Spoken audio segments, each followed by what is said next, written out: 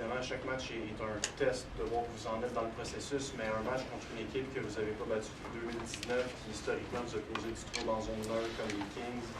Question en deux volets, mais à quel point ça représente un bon test de voir où vous en êtes. Puis, tu sais, la clé pour battre une équipe comme ça, c'est quoi?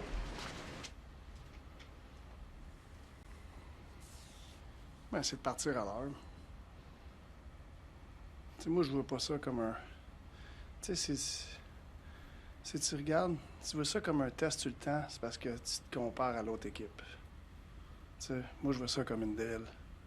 C'est une drill. Chaque situation sur la glace, c'est une drill. Tu sais, puis si tu focuses sur la drill, ben, habituellement, tu vas être correct. Une bonne position. Moi, je vois ça. Noah Dobson, sans tomber dans l'éclat et le spectaculaire, fait quand même un très bon travail offensivement, parmi les meilleurs défenseurs de la Ligue à 5 contre 5. Qu'est-ce qui le rend si efficace? Ben, je pense que c'est son bagage d'outils, son ordinateur. Il n'y a pas grand-chose qu'il ne peut pas faire sur la glace. Puis il est capable d'analyser tout ça bien vite. Puis les outils pour faire ce que son cerveau il dit. Fait que non, il donne du très bon hockey. Martin et Marc-Antoine.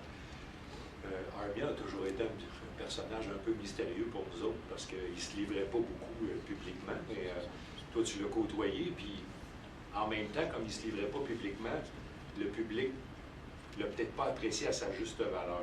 Est-ce que tu peux nous parler de ce qui t'a laissé comme impression le temps qu'il était ici? Mais je pense que le public, peut-être...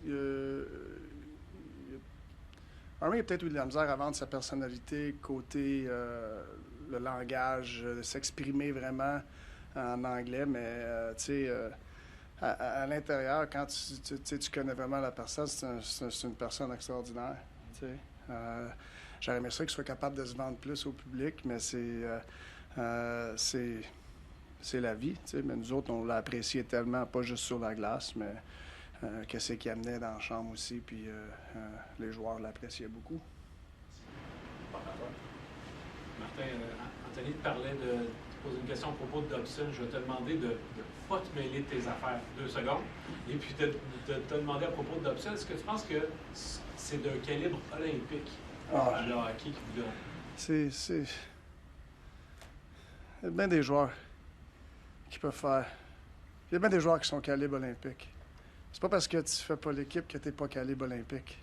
C'est des décisions qui vont se faire prendre. Mais je pense qu'on a beaucoup de joueurs qui sont calibre olympique.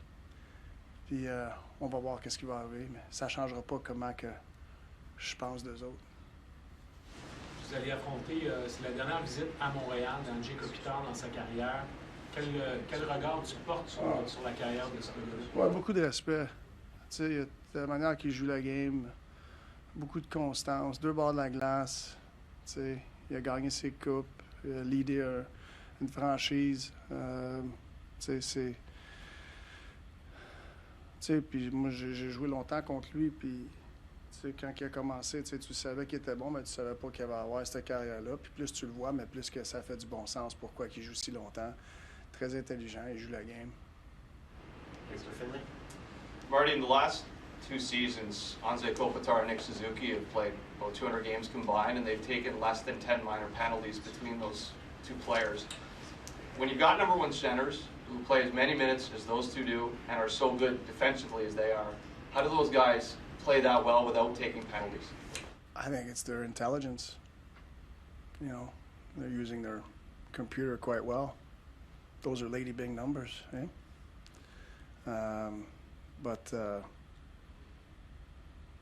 Yeah, I mean, not taking penalty is an art. That doesn't mean you're soft. You know, calculated. Who's your starting goalie? Monty. Okay. Just Nick was talking about how you guys have been so focused defensively, and he likes where the defensive game is, and just asked what they could improve the most would be some things offensively. Where do you see room for improvement offensively for the team, despite all you're scoring a lot of goals? Yeah. You know, he's right. We talk about it. Like I think our ozone's good. I think it could be a bit better. without like focusing on 10 things. I think we can find ways to get shots through, which I think it would please the market with our volume. So, we're working on that. Marvin? Further to that, I'm wondering where you think your, training camp was, you kept talking defensively that your emphasis is to avoid playing in the defensive zone and basically standing up at your blue line, forcing dumps, etc.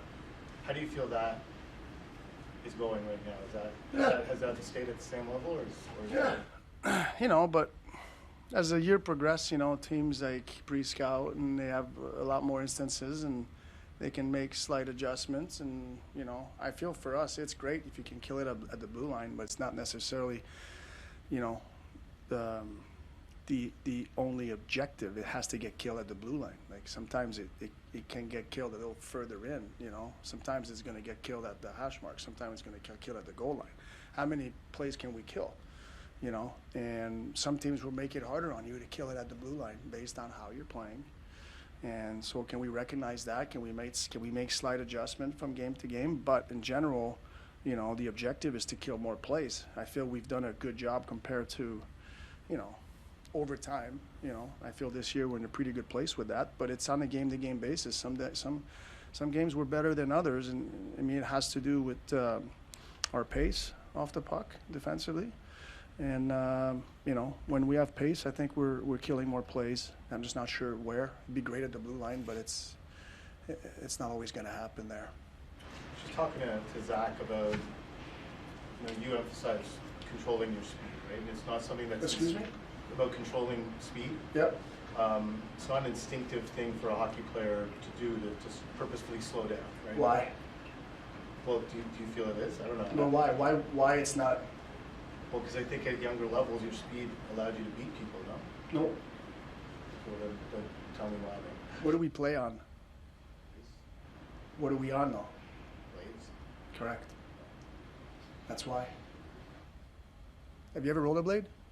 I have, yeah. Okay. Is it easy to stop? No. Correct. Right? Because you have instant glide, forward motion. So when you play on blades, do basketball players and soccer player have drift? No. Correct. So, it's easy on blades to keep going. It's harder to control your speed. And deceleration is as important as acceleration. How do you get... So if that concept is somewhat new to a player, Yeah, how do you go about teaching? Well, convince them with example. Convincing why. Why you should accelerate in certain situation, why you should decel in certain situation. And my guess, the way we teach, pretty sure it's just principle of team sports. It's balanced on the ice. The spacing between two players on the same team. Because when you glide and you drift, you get in situation in possession where you're probably too close to your teammates. When you're too close to your teammate, how many players from the other team can check you? One. So it's very simple. I didn't invent this. Salut Martin. Nick Suzuki, c'est 470 matchs de filles. Il n'a jamais manqué une game de salut de la Ligue nationale. Le chiffre est impressionnant, mais la façon qu'il joue ces matchs, est-ce que ça t'impressionne encore plus que le chiffre? Oui, mais si je reviens à la question, lui et Kopitar, pas beaucoup de punitions. C'est un peu pareil, les joueurs qui ont cet ordinateur-là, je trouve qu'ils se blessent moins. C'est-tu de la chance? Moi, je pense pas. Je pense que c'est comprendre ton environnement, le risque d'aller dans des affaires.